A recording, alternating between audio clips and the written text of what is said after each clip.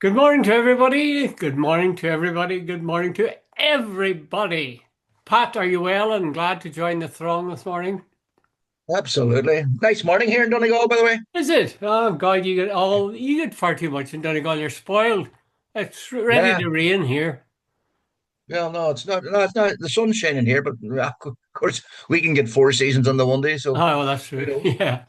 Okay, let's look back, not in anger perhaps, but with gratitude to our interview with Chris Donnelly.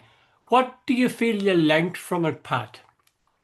It came up in a phrase, Jude, wasn't it? The precedent principle. I thought it was Yeah, a what was brilliant that? idea. I wasn't clear on that now. So, Yeah, he basically said that when he thought about it, already unionists and people like this and the British government or so on are sort of saying to the nationalist community, look, wait a minute, before we even start, you're going to have to give up a whole lot of stuff if you want a united Ireland.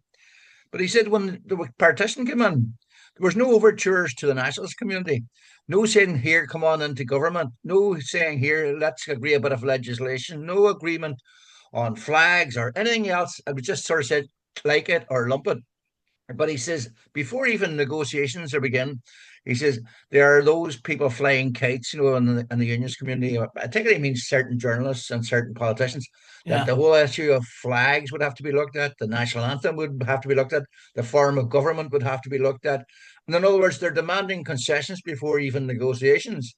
So I think he said, well, look, wait a minute, the precedent principle comes into apply because you people didn't agree to anything even when there was negotiations. So why do you think every nationalist now should bend over backwards? Like there was, Jude, I think it was an article. I can't remember one of the Dublin papers by. I think it might have been not Stephen Donnelly. There's fellow Donnelly he was a commentator for a while. I think he used to work for the International Fund or something like that, where he said basically we should even consider moving the capital of Ireland to Belfast. No, no moronic stuff like that. I know, and the John Bruton, no bend over backwards, type thing. So I thought Chris, it was an interesting, but Chris wasn't turning anything down. But basically, he was saying, like, wait a minute, we apply the same rules that were applied to us. We apply in negotiations that we just don't bend over everything, to give. I thought, and Uh, he wasn't being ungenerous. He was simply making a negotiating point. yeah, I thought that I thought that was an important thing to say. That Yeah. the things that there was no question of when we were part of the UK, they're saying, oh, of course we'll have to think about these and change them probably if there was a united Ireland. But I think there's a flaw, if not a flaw, a caveat that I would add to that. And that is for 50 years, Unionists ruled not the north of Ireland on the basis of gerrymander and all sorts of nasty, essentially Majoritarian rule, immoral, Judge. Yeah, yeah, immoral ways. And yeah. the thing is, I think we should be able to reassure unionists, we're not going to treat you the way that you treated us. And if you're thinking it, we can't blame you for thinking it, but I don't think we're going to do it. And I have a feeling that leaves a space with this Well, notion of, now in fairness, Chris said we would not be treating, but he said it would be done on equity and all the rest. And I think what he was saying is, you know, um, these people, a lot of these people are sort of demanding this in advance. It's uh, like Trump saying to the Ukrainians, "You're going to have to give up this, this, and this before the negotiations even started." well, that's a You fair know, point. That's a fair point. I mean, if you're going to negotiate, you got to negotiate with a level playing field. Exactly. And I think that's the point Chris was making. He uh, wasn't saying he was turning it down, but he says we shouldn't be given concessions before we even start. Would you see that as a central point that he made? Because my view, as you know, is that in terms of flags and anthems, we can change them if we want to. I mean, I don't think they matter that much. We just agree on it and then we honor it after that. But we agree on, it's not a big deal. Uh, well, I think it's a central point he's made, Jude. It's a point we've made as well. That what the last thing anybody needs is a total a mess like Brexit. That nobody knows what they're voting for. Nobody knows where we're going. Nobody knows the cost of anything, the politics, and all the rest of it. And I think he made the point, and I agree with him that if we're sitting back waiting for Fianna Fáil under Micheál Martin to do anything, we're wasting our time.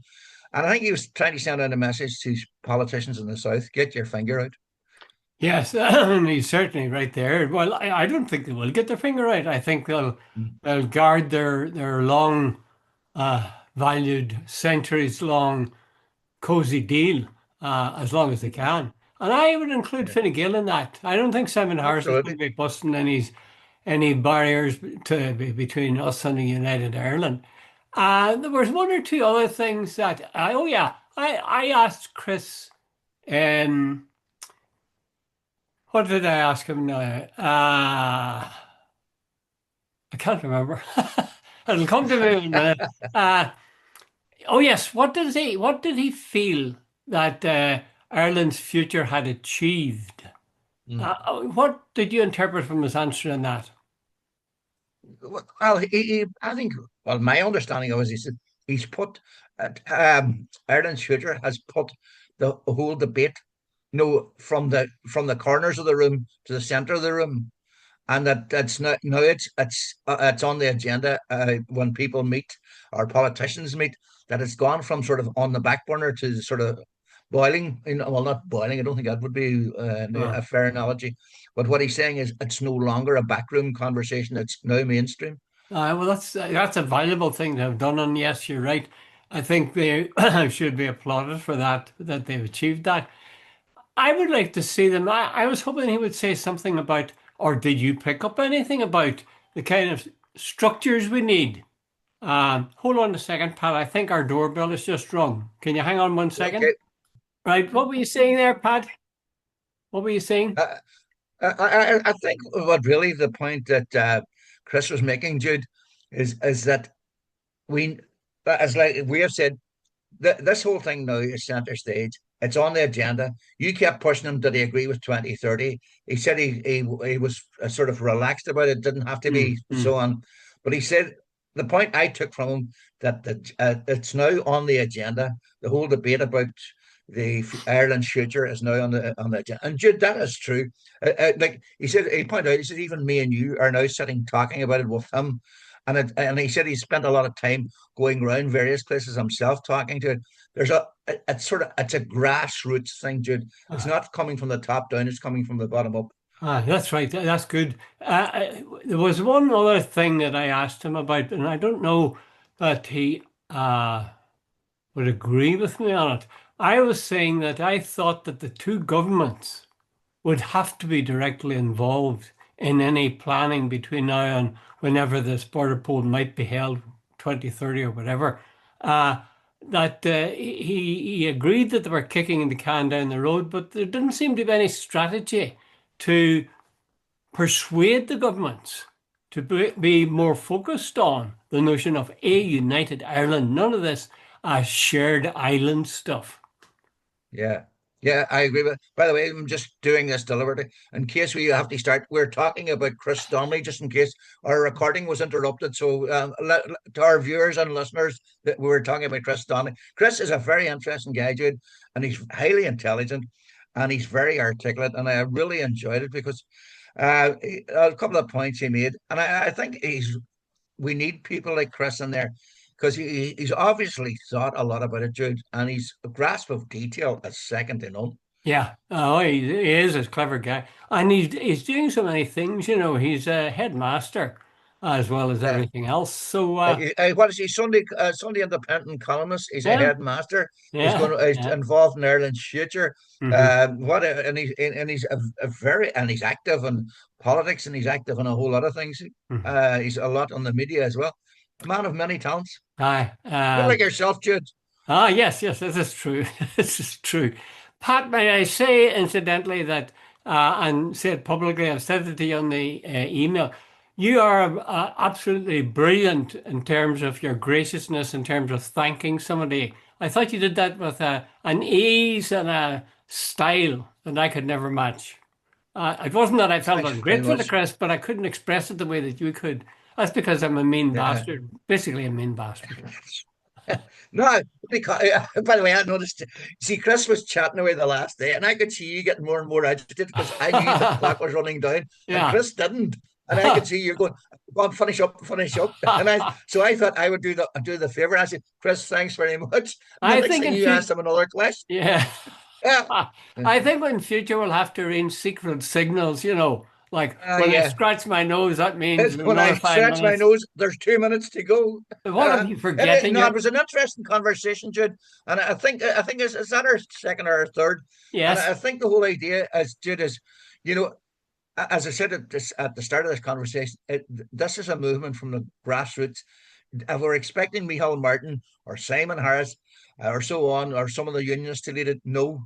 And I'm not 100% convinced, Jude. I know you might have a different opinion that Sinn Féin are the right people to lead this, because if a unionist or some of the UVF or whatever it is, and I don't mean that in a pejorative sense, came along and tried to sell me the unity with Britain or the Union, I'd be saying, take a run to yourself. It has to be people who have no sort of baggage, that's saying, look, here's the future.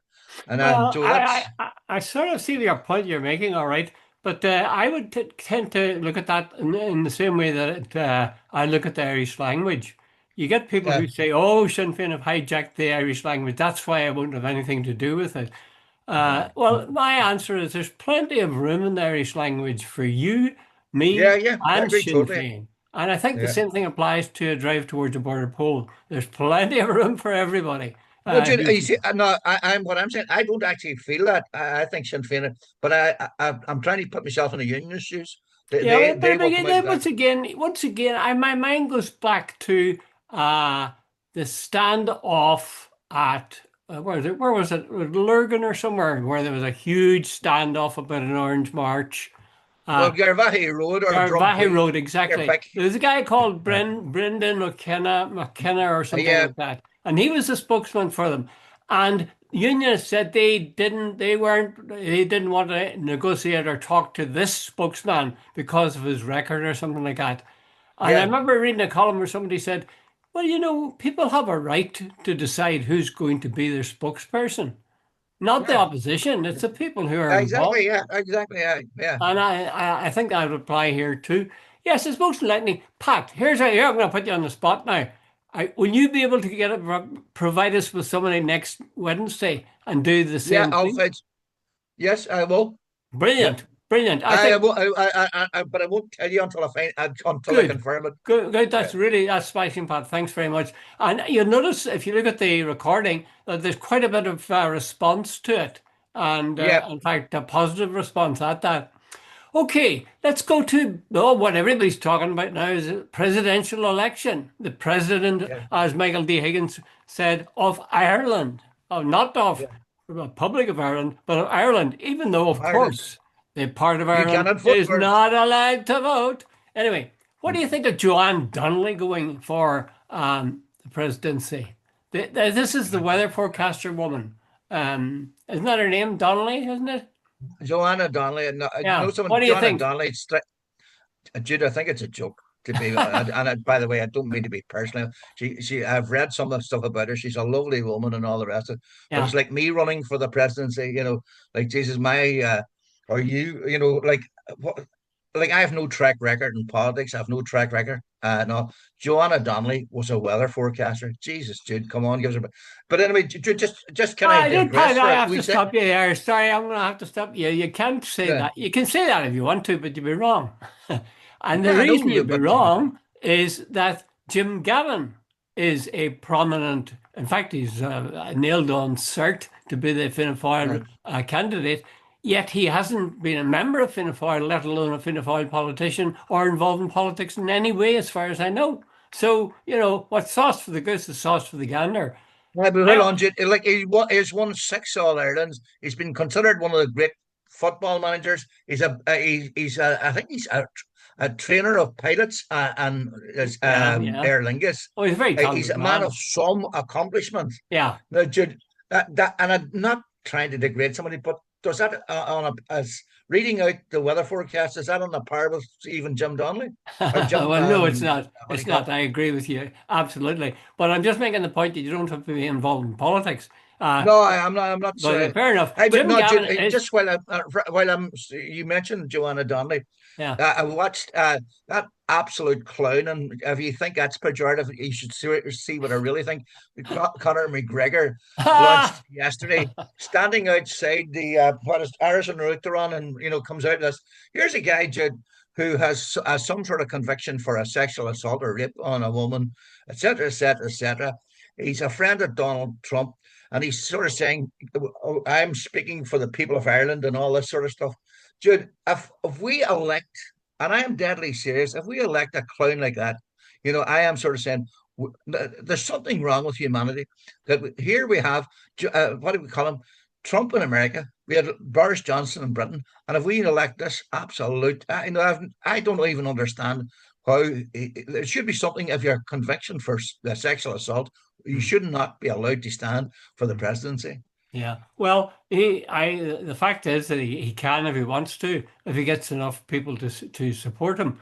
Is it councils they'd have to go to now? It was sort of a bizarre video. Jude, I watched it. It really was standing outside, and he's planting himself in this absolute far right. That there's too many immigrants. That he's standing up for the people of Ireland. That he will solve as president. He will solve the Uh, homelessness uh. crisis and all this Well, it bullshit. worked. It worked for Trump, didn't it? Exactly, of It course it didn't mean he did. had to do it, but he just promised people, and they flocked to him. They give him a Yeah. nailed down majority. Don't dismiss him. No, I'm not I dismissing pray him, but to I think it would God be that he's not an absolute. elected or runs, Yeah, but yeah. he is. You never know. What about finally, Pat? Bertie. Bertie has dropped out today. Bertie Ahern, Yeah. or was it yesterday? He dropped out. It was He's yesterday, I think. considering it, and I would say he has been working towards it for the last 4 or 5 years because he's been Mhm. becoming more and more visible to the public. Yeah. And you wonder why is he doing that? Anyway, he's packed in. Do you think that's fair? Should he not have run the same as any other ex-politician? No, Bertie came out with a very good statement. Bertie is the ultimate politician. He was trying for this. You're dead right. He's been building his profile. I've heard him on RT for years. He went silent. There was Hmm. radio silence, but quite literally, the radio silence ended about I'd say maybe a year, 18 months ago. I heard him on Claire Byrne on a couple of occasions, and he's been building up his profile. And he was definitely angling for it, but he's not a stupid man. Far from it. He's read the writing on the wall. Micheál Martin and Fianna Fáil are not going to back him. Jim Gavin has got the support of I think everybody now on the senior team, on senior hurling and Fianna Fáil, and he's also got Micheál Martin's backing. So Bertie, he says he's always been a Fianna Fáil man, so he's not going to run as an independent against Fianna Fáil. Jude, had he got any overtures from, I'd say he would still be in the race. But he pointed out too. Final thing I'm going to say is he said the leadership rarely loses and things like this. And he says from his time when the leader wanted something, the leader got it. Hmm. Well, now Bertie was very prominent. I mean, I think actually his role in the Good Friday Agreement was exaggerated, but he certainly did contribute to it and was right behind it. So that was a huge plus in the eyes of the public, I think.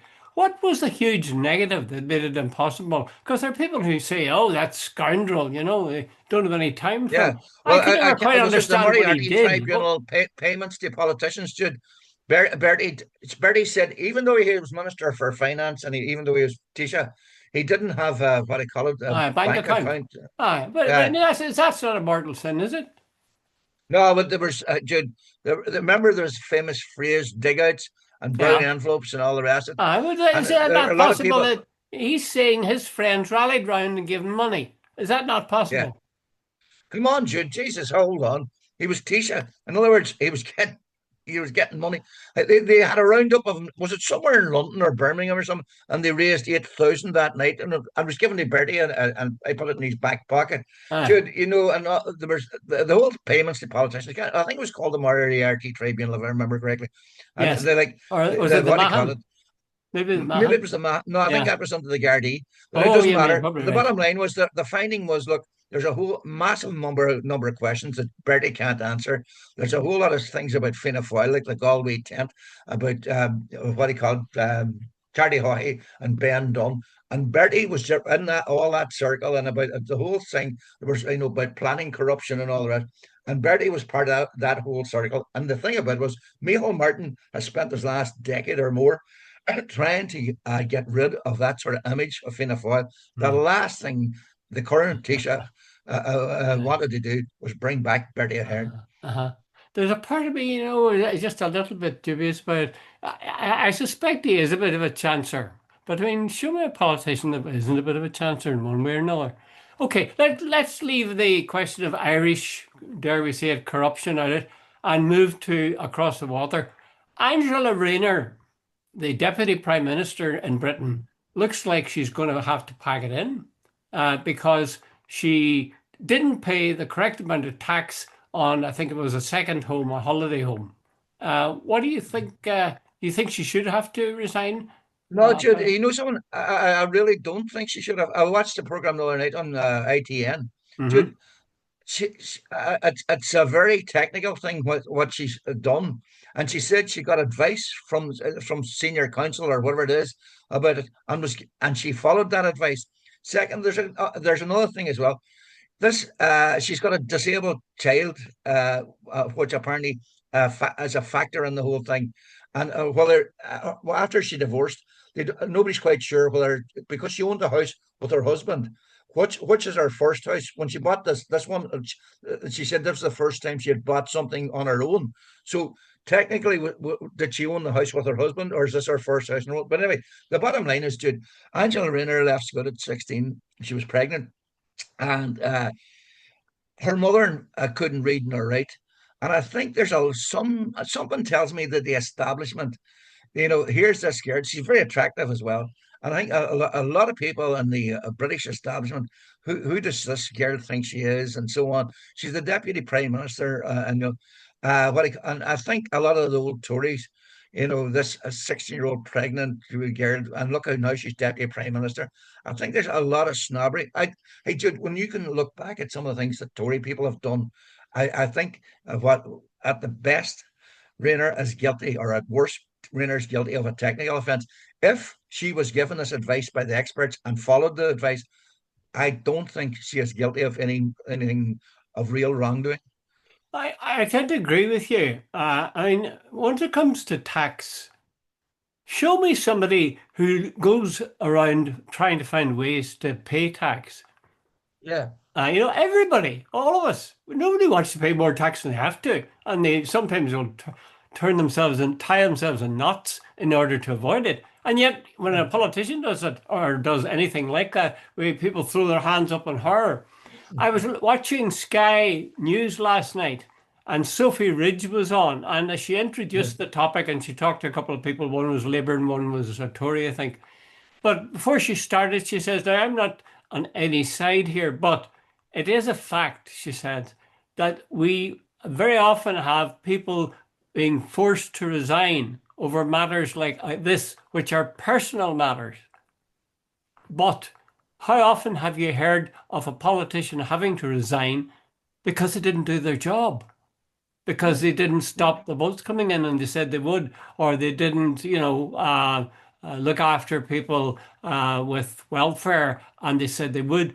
So, in other words, politicians are being kicked and sometimes kicked out of politics for personal reasons. And I've always felt that a bit, that the two things should be separated. People's personality, for example, Trump has an obnoxious personality, but he's a very clever politician. Um, Mhm. and a lot of people would say the stuff he's doing is right. Others would say it's wrong, but they're judging him on the job. And I think that's the way to judge him rather than how fat he is or whether he's wearing a nappy or whatever. So, yes, I'd say Angela Rayner shouldn't be gone after for that. It's a natural thing to want to look after yourself and your family. What about, isn't she very similar? Isn't she a sort of a mudguard for Starmer? Just Yeah. like Tony Blair had that guy, was it John Preston, was it? Prescott, yeah. Prescott, John John Prescott Prescott. was the Yeah, but former he was ship very built steward, in the and same lines, yeah, yeah, Angela exactly. Rayner's a big girl. and Yeah. big woman. Rayner is the girl from the back streets, the council Mm, estates, and all the rest of it, hmm. and so on. Now, her track record of supporting Starmer in regard to Israel hasn't won her many kudos with people like me. No. But anyway, she's the girl from the back streets and left school at 16. And in fact, her career's been sort of meteoric in the sense that she ended up deputy prime minister. Yeah. And for a while, she looked like she could have ended up prime minister. But now, bottom line, Starmer got there. And you're dead right. She's sort of been she takes the sort of the working class with her, like Starmer is a bit like Blair. He's a university educated Oxford type, Sir Keir Starmer. Now, Jude, what under Jesus he is doing leading a Labour Party is beyond me. He's not like He's I grew up in leading a him into council house, and perdition, as people far as like I him can do see. not represent what I represent. Yeah, yeah, and the popularity polls are not Yeah. looking good for him. In fact, everybody's saying now that our friend Nigel Farage is going to be the next prime minister. God bless us and save us. Hope not. Jude, Okay. hey, which reminds me, can I interrupt you? Yeah. Did you see Farage, the Democrat guy, Jimmy Raskin, the American politician, absolutely destroyed Farage during an exchange and the Congress? I think it was No, I didn't Wednesday. say that. What was that? He said he described Farage as a Putin-loving, a Trump sycophant, who and I can't remember what else. He, a MAGA supporter. I can't remember. And anyway, he says, here is the guy coming here talking about free speech, about the lack that you can't speak in Britain.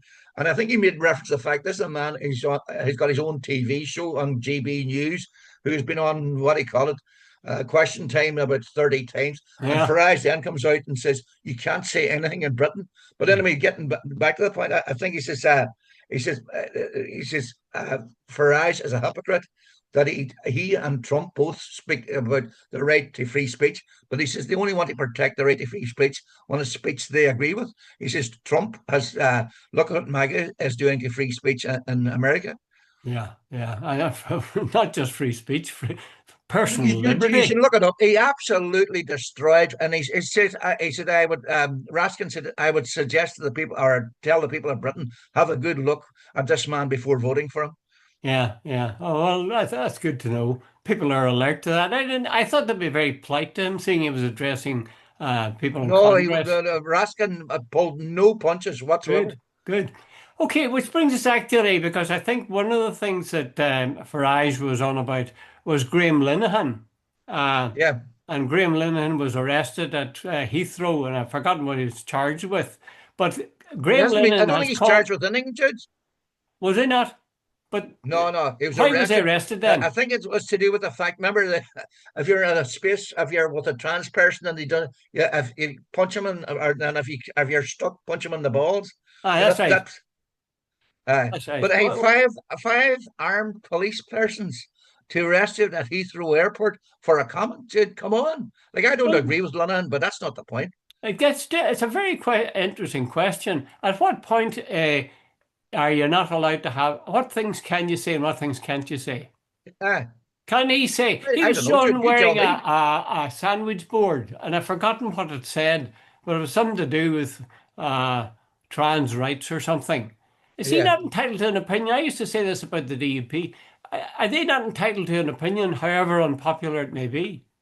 Yeah. Well, Sir Mark Riley, who's the chief of the Metropolitan Police, Yeah, he's saying the police should not be involved in culture wars. But here's the point: somebody in the Metropolitan Police sent five armed police persons to arrest Linehan, yeah. and it's now in fairness, not often I agree with Kemi Badenoch, the leader of the. She's saying this is insane.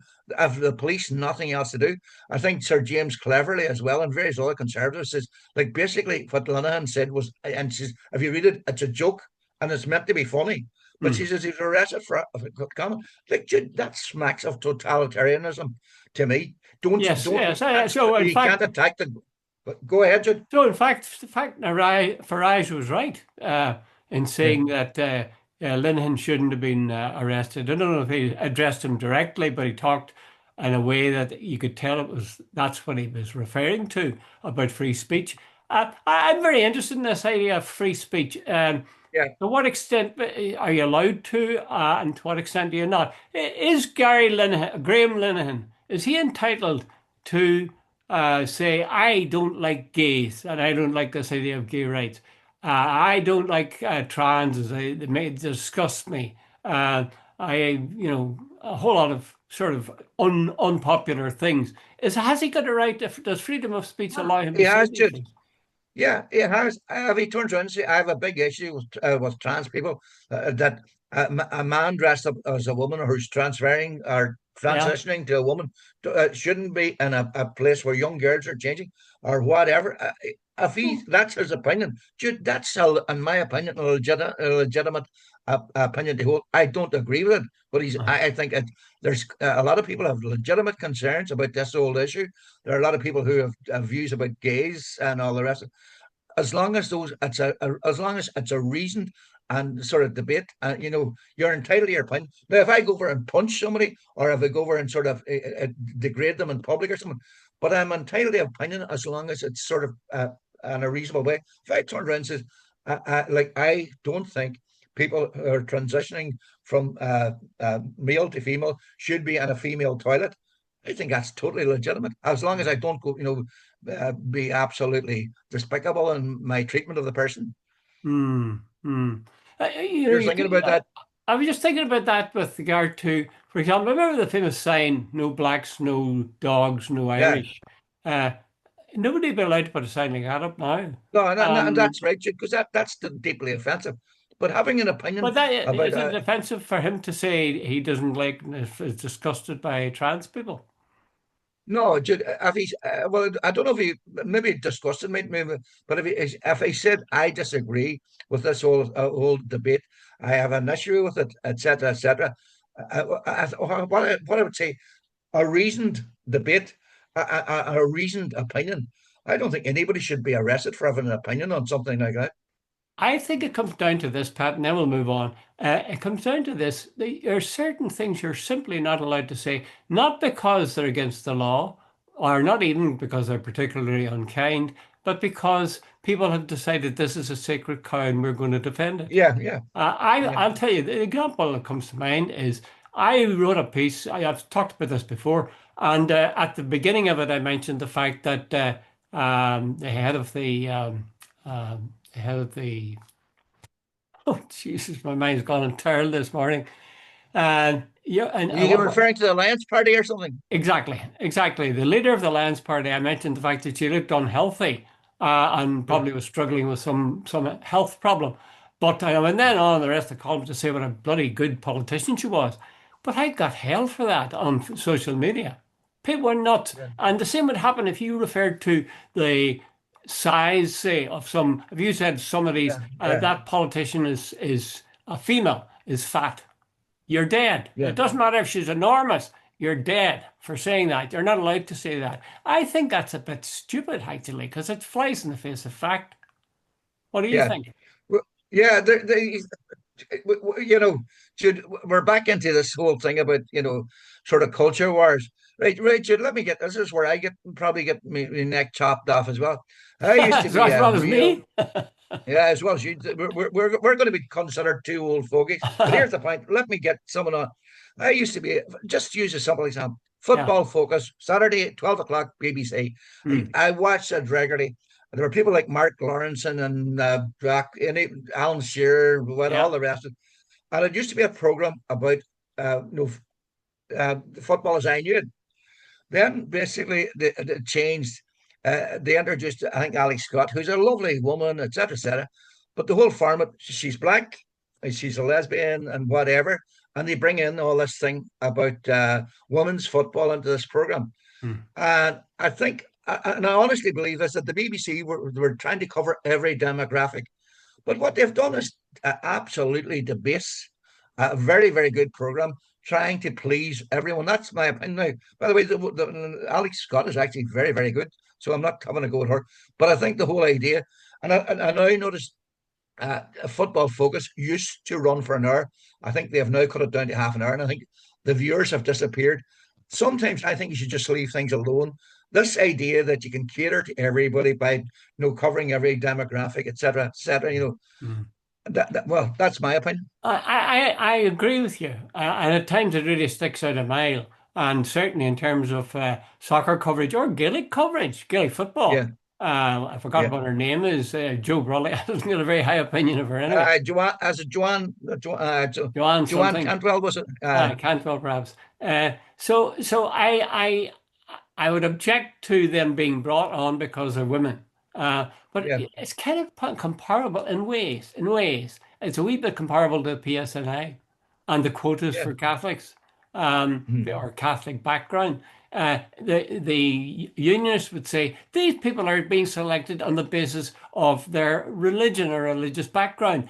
They're not been they're people with better qualifications or are better able to do the job, and they just happen to be from the unionist community and they're not getting in. So I can sort of sympathise with that to a No, degree. just don't agree with that. No, just don't agree. That's not comparing like with like. Well, The implication there is the Catholics are stupider or something like that. no, no, Jude, it's not. It's no, saying no, that, no, but no, hold on. But here's the point, Jude. The Catholics population is roughly now. It's definitely on a par with the unions, yeah, or yeah. better or higher, Mm, right? And what is it? About 28 or 27% are from the Catholic community, hmm. and I think in any society, the policing of that society. So if we want a fair society, an equitable society, a society where there's faith and law and order, there Yeah. should be some sort of a mechanism where the numbers from that community be brought up. And I don't think it's on a par with someone about a commentator on the BBC. Would you be in favour of this kind of balance because it's roughly the same number of women as men in the world or in the country? Would you be in favour of this in terms of, say, other professions? Yeah, Jude. But Well, I what, think what, what, what do you think then what's the percentage of women who are gynecologists? I've got a clue, not a notion. I would say it's tiny. I would say it's tiny. Yeah, And yet, and yet the ironic thing, of course, is gynecology has got to do with women and childbirth and yeah, stuff. yeah, yeah. And yet you don't No, hear people, no nothing woman is I've ever absolute. heard is objected to that. Yeah, but nothing is absolute, and there's always going to be exceptions. But I think if you use common sense and equitableness, like if a man and a woman are doing the same job, the women should get paid exactly the same and Yeah. be treated exactly the same. See this discrimination, and so on. But then there are certain other things. I don't think I would send out a woman to lift a 600 pound weight or something. If a man could do it, Yeah. let's. Yeah. There has to be horses for courses as well. Well, I had this discussion about the women commentators with my son, and he says the implication of your argument, my argument, is that you couldn't have a woman who'd be a better analyst or an equal analyst of football as a man. And actually, that's true. Of course, a woman could be an equally astute commentator on football as a man. It's just we're not Let used me, to. Jude, how long have we left? We have 1 minute exactly. Well, Jude, go and tell me One something. minute. The American football team, the ladies football team, prior to a big competition, played against the Dallas under 15 boys. Yeah. Now, Dallas, they're not Rio de Janeiro or Real Madrid, Right. and they Right. beat them 7-1. Ah, Now, but but hold yeah. on, Jude, would they bring on the manager of the Dallas under 15 boys to analysis? To do analysis on match of the day, but they would bring on the manager of the American football women's football team to do analysis. But if they did, it would be a great boost to the under 15s, wouldn't it? Yeah. But it's never going to happen. They'll Aye, bring but I on mean, Graham it would give Souness it would give a great boost, and that's what they or say Alex about Ferguson. hiring blacks or hiring Catholics for the police service. It gives people a confidence that their lot are being looked after. Okay, Pat, Yeah. we're just out of On that time. note, This has always bye, been a Jude. joy and a Uh, thing of beauty uh, forever.